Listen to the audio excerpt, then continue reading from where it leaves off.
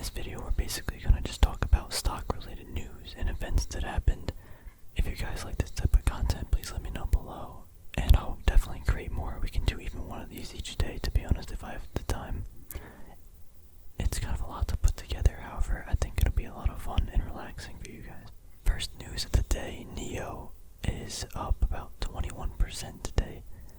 It's trading at $26 right now. It's about 11:30 in the afternoon, Eastern Standard Time. Basically, their shares jumped because JP Morgan raised their target from $16 all the way to $40. Is that a reason for the stock to go up that high? I am not sure, but obviously the market's reacting in a very positive manner. I'm surprised it shot up this high, all the way past the $25 psychological level. It kind of appears that this thing has nothing really to stop it. Maybe $30 will be a standard deviation zone, but we will see.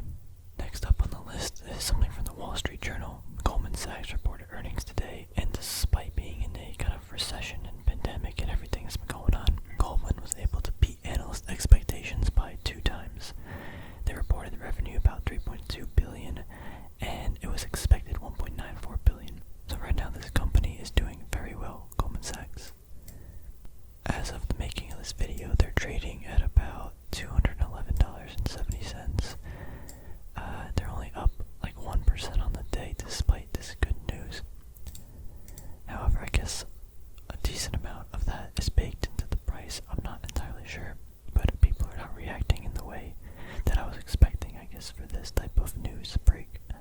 2 days ago, Disney announced that they're basically going to restructure how they do business with their direct-to-consumer Disney Plus brand. In short, basically what they're doing is they're becoming more serious, and they're specifically dedicating workers and members of their team to individually work on the Disney Plus and I guess like Hulu and streaming platforms that they have. They're going to divide into 3 groups: the studios, general entertainment, and sports. They recognize how much money they are making and can make from this platform, or from these platforms, and how much the direct-to-consumer streaming platforms will be in the future. I'm very happy with this decision. I kind of wish it was a little bit sooner. They implemented this basically immediately, so they're already working on this. All these people are in their positions and jobs and are performing the duties they need. And basically, given the incredible success Disney Plus and our plans to accelerate our direct-to-consumer business, we are strategically positioning our company to more effectively support and grow our strategy and increase shareholder value. Very happy with the decision. Right now, parks, cruise lines, hotels, they're all getting hammered due to just everything in the world. These obviously are going to come back eventually.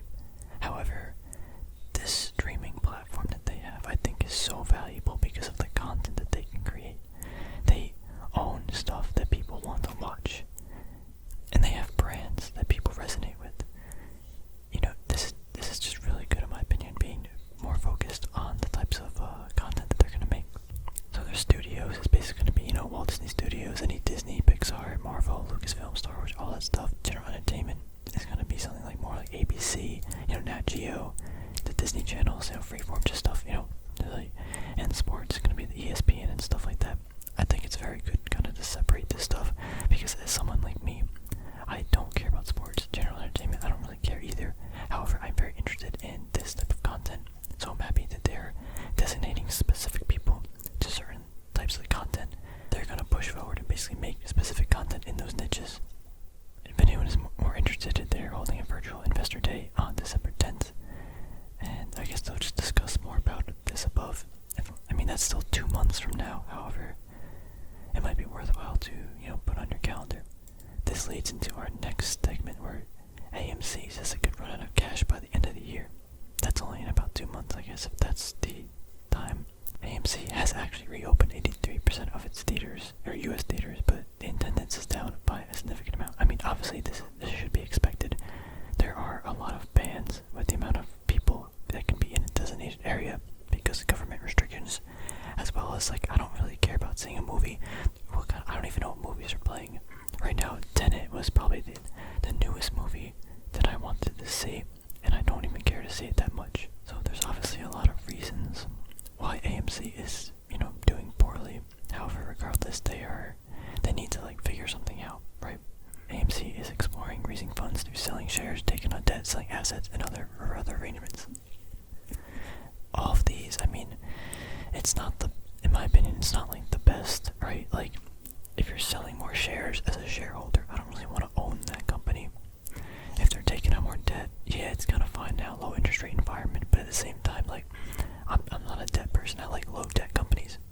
Also, selling other assets or arrangements, they might have to sell, places that they think are going to be a lot less profitable when the economy kind of reopens. They have to still pay rent, they gotta pay for, this is just a bad business model in my opinion. I don't see these theaters lasting long. I think, they have to do something very different just to get some more numbers into the equation. AMC disclosed that it burned through $230 million of its cash just in 2 months. People familiar with the company project that its cash will burn or continue to burn at the same rate unless the movie studios begin to release new movies again. Now this right here, unless movie studios begin to release new movies, there's no reason to go to really a movie theater to see like old movies if you could just buy it on DVD for much cheaper. I get it. Going to a movie theater is, it's like an experience, you go do it and do it, but I think it's just again a dying business model. The big thing that movie theaters had over other, like, I guess movie platforms or whatever, is that if you wanted to see a new movie, you had to go to the movie theater. This brings me back to Disney and into like a new point. It was also mentioned in the Wall Street Journal article that just about Disney and their streaming service. If they're releasing Mulan direct to consumer, and now they are talking about how they are literally going to keep or pour more resources into this direct consumer streaming service type of platform, they might not want to go to movie theaters and have the movie theater buy their movie and then sell it if they can just give it right to the consumer. If Disney pulls this off and shows a lot of other companies that they don't need to sell their own movie to theaters, they can just give it right to the consumer, I think that's just like another nail and like maybe the final nail in the coffin for movie theaters. How does a movie theater compete with like Disney Plus, where Disney can just directly move their movie they made to their own platform directly to the target audience without having to pay anything really, or you know what I mean? It's something like this just seems like such a better business model in my opinion, but time will see, or time will tell. And I mean, I don't wish this company goes out of business, but it's just getting outdated. Next up, we have a story from XOM Mobil. They actually reported an inaccurate article that Bloomberg released. This is from October 5th. I'm a little outdated with this, however I thought it was kind of important because I'm also pretty biased on ExxonMobil. I have a position, I mean actually everything we're talking about I almost have a position in. That's why we're discussing it, because to me it's important. So I also want to show you guys, my thoughts and what I'm looking at on a weekly basis. Basically, Bloomberg released an article discussing how ExxonMobil was not practicing or looking for ways to minimize emissions and stuff like that. But basically, Exxon was like, no, we are doing that. You guys are just not reporting the correct information. So ExxonMobil did give them data or something like that, or the data was public, and they downplayed the data and said like, oh, it's whatever, doesn't matter, I guess. You can view it here if you want to. I'll leave all the links to the stuff below. If anyone wants to get more information, greenhouse gases from emissions from facilities in operation since 2009 decreased more than 20%. That's, I mean, it's not a lot. Like 20% is a pretty good amount. It's not like 50% or 100, but in 11 years, 20%, that's not that bad. In 2018, the company announced a target just to reduce methane gas by 15% and flaring by 25% by the end of the year. They are currently on track to meet those targets. So ExxonMobil is obviously doing stuff to decrease their environmental impact, and it's kind of just sad how I guess Bloomberg failed to tell the story actually, and I guess not a lot of people are going to read this either. I mean, maybe I'm biased and I should also read the other article. However, Wall Street Journal released an article I think around this time discussing how these companies are not, or ExxonMobil specifically was not looking to decrease or minimize emissions. Again, don't take my word on that, but I read somewhere, and I'm pretty sure in the Wall Street Journal, about that problem. But I'm happy they addressed it.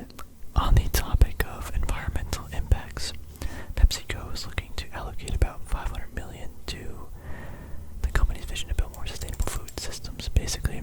They're just dumping more money and talking about how they're going to try to, be more environmentally friendly.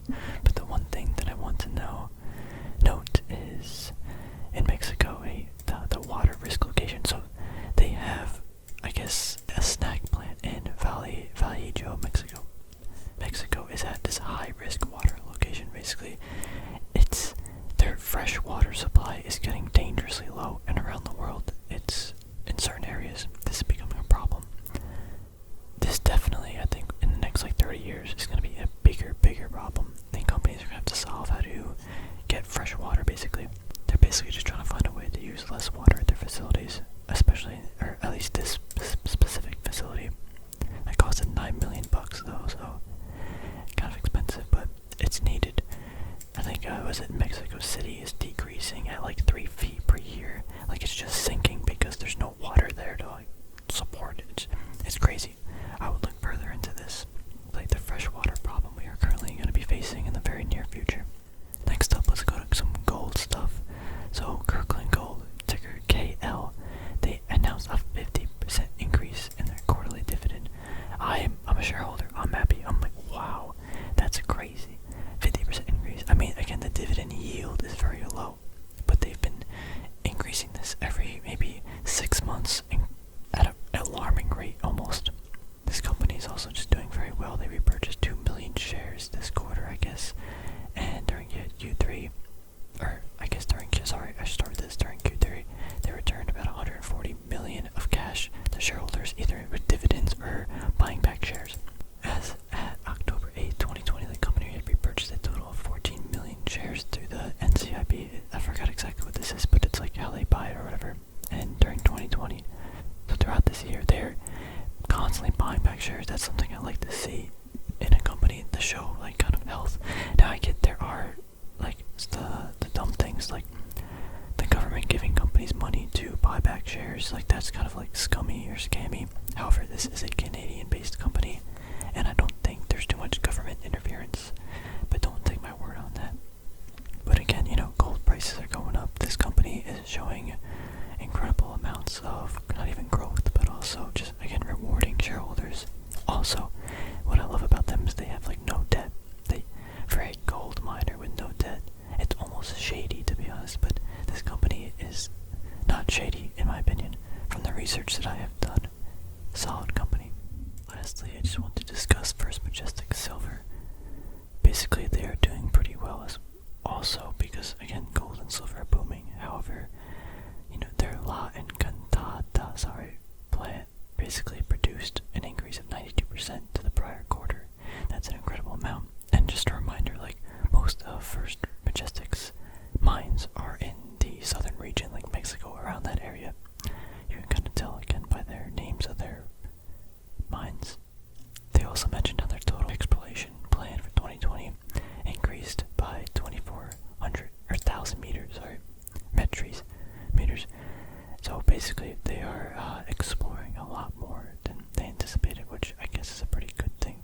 Down here too, prior to 2019, this quarter, they are not doing as well as they have been. However, also silver prices this quarter 2019 was much cheaper too, so they are potentially making more money off of the silver they are producing now. They have also, again, had many challenges just because of the pandemic and stuff, so that's something to keep in mind. They are kind of on track in some areas. They are, again, not mining as much gold. But again, I think the CEO and company is more focused on the silver aspect of the company. So anyway, that's gonna end this video of the stock news, So let me know if you guys enjoyed this type of content. If you did, I will definitely create more. If not, maybe I will not do it as much. However, I think it was fun. I mostly look at these things anyway, once a week. However, maybe we could do these 2 times a week, definitely once a week, where we look at companies that either you guys want me to look at, or if not, then I'll just look at companies that I personally look at just because I have equity in them, or, I have them, I buy them. So anyway, thank you all for watching, and I'll see you guys